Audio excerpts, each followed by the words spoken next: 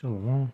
I want to give all praises, honors, and glories to Yahweh Ba'Hashem, Yahweh Shai Ba'Hashem, Rakakwadash, and donuts to the apostles and elders, a great millstone, and salutations to the hopeful elect. This is your brother Imel Allah from Gemma, Chicago, and go ahead and go into a quick testimony. One of my experiences, right, and it's about working at a job, and the job I quite regret working at, but it made me learn something though. And it was a factory job. We was dealing with chicken. We were in the cold for the most part, and when you're working at these factories, all right, these pain in the ass, hard working factories, you get to see what it feels. Well, yeah, you pretty get to see, pretty much, just Jake, right? Your own people, laboring and trying to get enough in order to get by, by busting their ass in a factory, right? That may fuck up their health. But hey, our people living in this low condition, already goes to show you that we are the true Hebrew Israelites that the Bible speaks of. All right. I'm gonna first start with Deuteronomy chapter 28 and verse 48.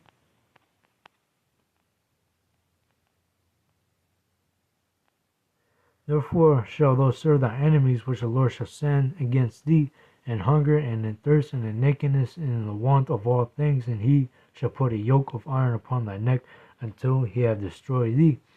And that's right, the Lord put these curses upon us when we went off as a nation. All right, even up until now, we're serving our enemies. You got Jake in a low state. All right, pretty much most of us, Israelites are in poverty. Right, no doubt about that. And our people are working these hardcore paying jobs, and we're basically the backbone, all right, of everything, pretty much. We're basically the backbone of everything. We're the ones that make everything operate. We make everything stand the way that it is right now. All right, it's because of us Israelites. But hey, that doesn't mean that we get paid. We get paid a lot, according to the curses.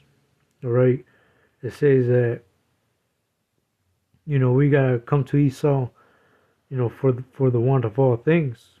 All right, and that's what we're in the state that we're doing right now. Because hey, if you don't work, you don't eat, and really, you're working for Esau, because basically Esau owns everything.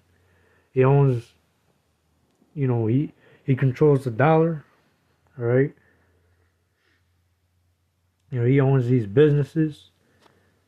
He pretty much, sells you the goods that you need. And really, it's really off of Jake's hard work, us busting our asses, to get these resources, and really, working these jobs that's pretty much, us Jakes being the backbone of America. But yeah,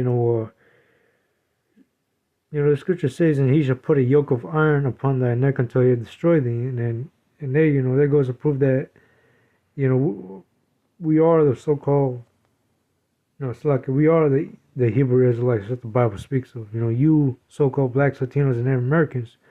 And when you look up that word, the yoke of iron in Google, and you look into Google Images, all right, you see that really, that yoke of iron is what slaves will be wearing when they're in captivity. And that will be us, Jakes, wearing that yoke of iron. And they, having that yoke of iron is still upon our necks even up until this time. I'm talking about, Not literally, but you kind of get the meaning, because yeah, we're in these shitty ass paying jobs, busting our asses really, and hey, that's our punishment because like again we went off. But yeah, working in that factory, it was cold, it was tough. You saw a lot of elderly people. You saw a lot of so-called no, yeah, so-called black people. You saw a lot of so-called Hispanics, Mexicans, a lot of Venezuelans, and and it's just depressing the work in there. I remember looking at everybody. Some people were smiling, but pretty much most people were basically, they're all depressed. They're all upset, and that shit made me upset too. Just to see that the state of our people, the way how that they're living, and they, in that factory, of course you get benefits and shit, but really that really ain't even shit, cause they're only paying you what, like 16 an hour, and yet you got elderly people, you got our people, some of them with health conditions that not even medics can't even heal. All right, and yeah, it's just real fucked up to see how our people are living as the way that they are.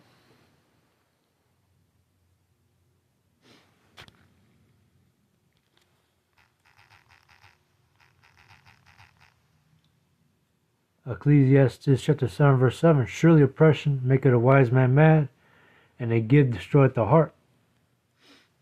And there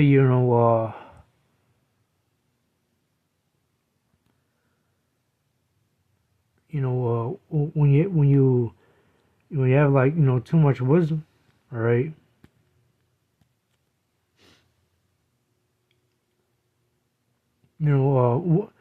oppression maketh the wise man mad. Just looking at the shitty state that we're in right now. We're looking at our people that are suffering and shit. Being the backbone of this place, and it just makes you want to see change, but you can't, because it's our punishment.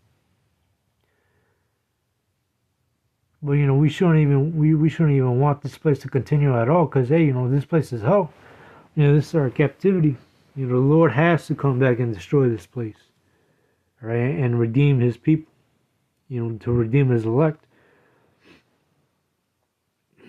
And you have a lot of Jake out there who still want this place to continue in running, really to fulfill their own desires, which is all just nothing but folly and wickedness.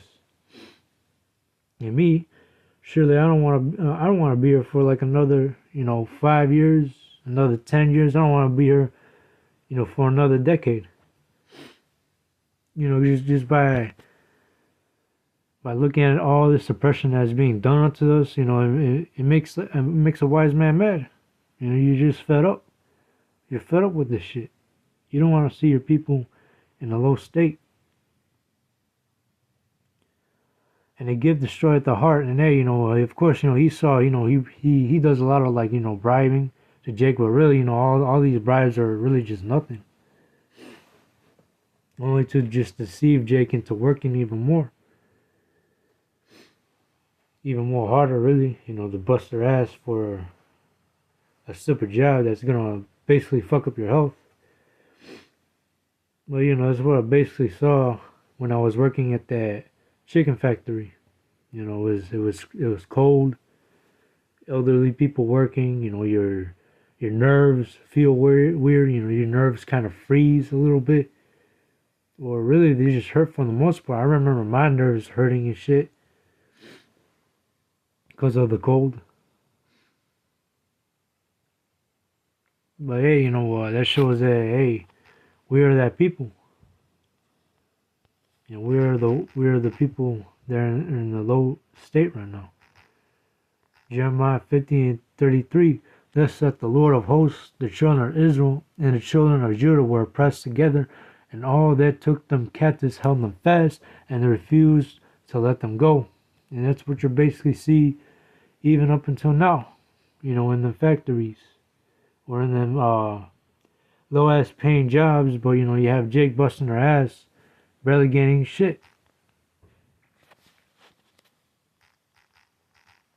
You don't see Amalek busting their ass in these hardcore paying jobs, right? You don't see Amalek doing that. You don't see Esau doing that. All right, the only people that you see, busting their ass is us Israelites. Which really explains that hey, we're the true Hebrew Israelites. Haggai 1:6, ye have so much, but bring in a little. Ye eat and ye have not enough. And that's right. We're busting our asses in these hard ass jobs, and we barely ain't getting any shit. Ye drink, but ye are not filled with drink. Ye clothe you, but there is no warmth. And he that earneth wages to put into a bag with holes. And yeah, every time, you get paid, it's also part of the curses too. When you get paid, you have nothing, well, you have no choice but to spend it on your bills. You have to, right? In order to get by. And you barely have any money to save up. And that's the condition that our people are living in as a whole.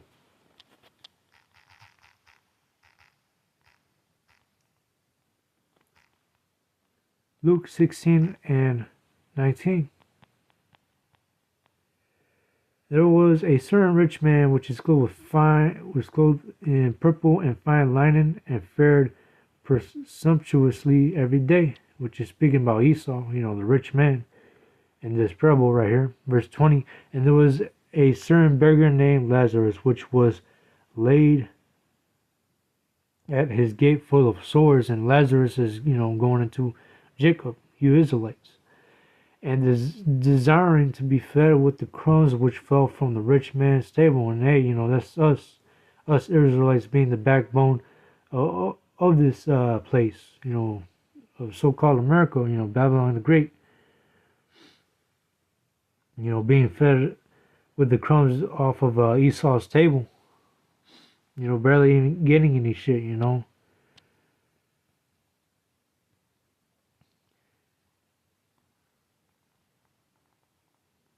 and desiring to be fed with the crumbs which fell from the rich man's table. Moreover, the dogs came and licked his sores. And it came to pass that the beggar died and was carried by the angels into Abraham's bosom, and the rich man also died and was buried. And in hell he lift up his eyes, being in torments, and seeth Abraham afar off, and Lazarus in his bosom.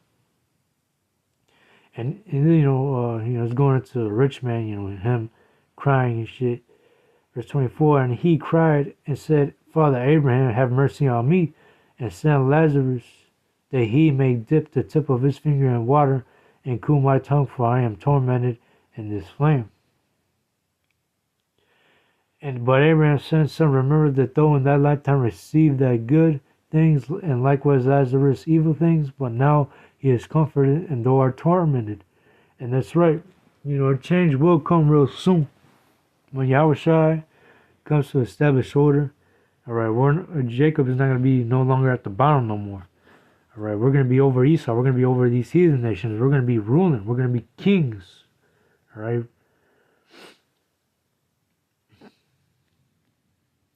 Verse 26, and beside all this, between us, there was a great gulf fixed, so that they which pass from hence you cannot, neither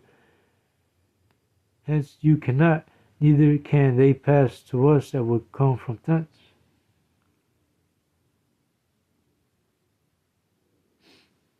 Then he said, I pray thee, therefore, Father, that thou wouldst send him to my father's house. For I have 5, pretty much that was it to that point. Basically going to the parable of the rich man, and and Lazarus. But yeah, you kind of see the bigger picture now. Uh,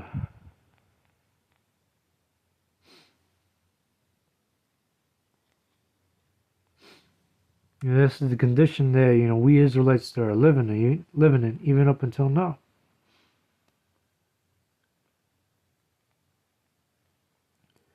And hey, the only way how things are gonna go back to normal is that Yahushua has to come back, destroy America, take Esau out of rulership, and Yahushua is gonna be the one establishing order, starting with his elect. All right. Well, I hope this lesson was edifying. Shalom. Until next time.